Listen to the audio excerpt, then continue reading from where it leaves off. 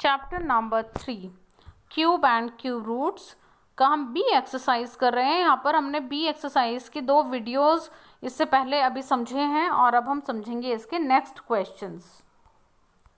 Next question है इसका 2096 में किस छोटी से छोटी संख्या का भाग दें कि भागफल पूर्ण घन बन जाए। बच्चों इससे पहले जो क्वेश्चन था पिछले वीडियो में उसमें हमने समझा था कि किस नंबर से गुणा करें और यहाँ पर पूछा जा रहा है कि किस नंबर से भाग दें। तो बच्चों इसके सारे ही क्वेश्चंस के लिए फर्स्ट स्टेप तो आप माइंड में क्रैम कर लीजिए कि इसमें सबसे पहला काम फैक्टर ही करने का होता है। ठीक है, तो सबसे पहले हम यहाँ पर फैक्टर करेंगे। फैक्टर करें हमने 2096 के तो हमें मिला 2 एंड 131।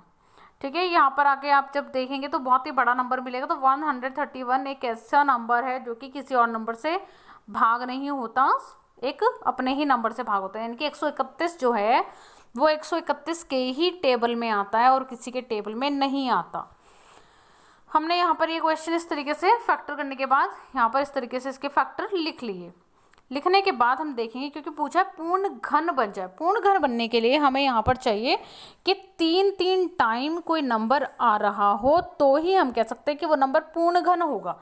अब बच्चों यहाँ पर देखेंगे जो 2 है वो तो 3 टाइम आ रहा है, लेकिन ये वाला जो 2 है ये एक ही टाइम है, तो इसके लिए 2 बार 2 और चाहिए, है ना। और ये जो 131 है इसके लिए भी 2 बार 131 और चाहिए। लेकिन यहाँ पर ये नहीं पूछा कि किससे गुणा करें, यहाँ पूछा है किससे भाग करें।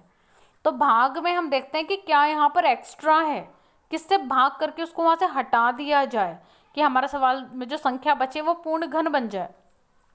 तो हमने देखा 2 और 131 यानी कि 2 और 131 ये दोनों यहाँ पर ऐसे नंबर हैं जो कि एक्स्ट्रा हैं। अगर ये दोनों हट जाएंगे तो क्या बनेगा सवाल 2 यानी कि यहाँ पर सिर्फ 2 यानी 8 बचेगा, है ना। 8 के तो फैक्टर होते हैं 2 और 2, तो फिर इसको हम क्यूब रूट के बाहर आसानी से निकाल सकते हैं। तो हम कह देंगे कि हाँ संख्या पूर्ण घन है।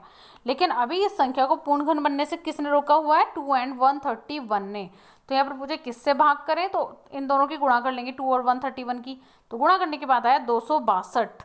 तो आंसर में हम लिख देंगे कि 262 से भाग करने पर 2096 जो है वो पूर्ण घन संख्या बन जाएगी। नेक्स्ट क्वेश्चन है क्यूब रूट के अंदर 1331 और माइनस का है 1728। ठीक है, और यहाँ पर क्यूब रूट के अंदर ये सब लिखा हुआ, तो इट मीन्स तो बहुत ही क्लियरली लिखा हुआ है कि इसका घनमूल निकालो, इसका क्यूब रूट निकालो। यानी कि सबसे पहला काम फैक्टर करना। तो सबसे पहले हम फैक्टर करेंगे। फैक्टर किसके अलग अलग लिखे हुए दोनों नंबर, तो अलग अलग ही फैक्टर कर लेंगे। 1331 के फैक्टर आते हैं 11 11 11। ठीक है, जब फैक्टर करेंगे तो आपको समझ में आएगा कैसे। और 1728 के फैक्टर आते हैं 2 आता है 3 टाइम, अगेन 2 3 टाइम एंड 3 भी 3 टाइम। ठीक है बच्चों, फैक्टर करने पर आपको ये सब नंबर्स मिल जाएंगे। तो हमने इन सबको लिख लिया। 11 की पावर 3 1 2 3, तो 11 की पावर 3 हम इसको लिख सकते हैं। 11 की पावर 3 हमने यहाँ लिखा। ऐसे ही 2 की पावर 3 हमने यहाँ लिखा, 2 की पावर 3 भी यहाँ लिखा और 3 की पावर 3 भी यहाँ लिखा। और क्योंकि यहाँ माइनस था तो यहाँ माइनस हमने इसके नंबर के सामने लिख दिया है। अब 11 की पावर 3 इससे कैंसिल हो जाएगा, 11 बचा, यानी कि क्यूब रूट के बाहर आ गया। ये वाला 2 भी क्यूब रूट के बाहर आ गया, ये वाला 2 भी और ये 3 भी, ये सब भी क्यूब रूट के बाहर होगा। क्योंकि माइनस था तो माइनस भी बाहर आ जाएगा क्यूब रूट के, क्योंकि माइनस को हमने पिछले क्वेश्चन में समझा था ना कि -1 3 टाइम लिख के हम उसको क्यूब रूट के बाहर ले सकते हैं। तो जब भी किसी नंबर के आगे माइनस है और उसको क्यूब रूट निकालेंगे तो आंसर में हमेशा माइनस ही आएगा। तो माइनस और यहाँ पर इन सब की करेंगे गुणा, 11 2 2 3। तो गुणा करने के बाद हमें मिला 132, माइनस का 132 आया इसका आंसर। यानी कि 1331 और 1728 जो कि माइनस का है, तो इन दोनों का जब क्यूब रूट निकाला तो आंसर आया माइनस का 132।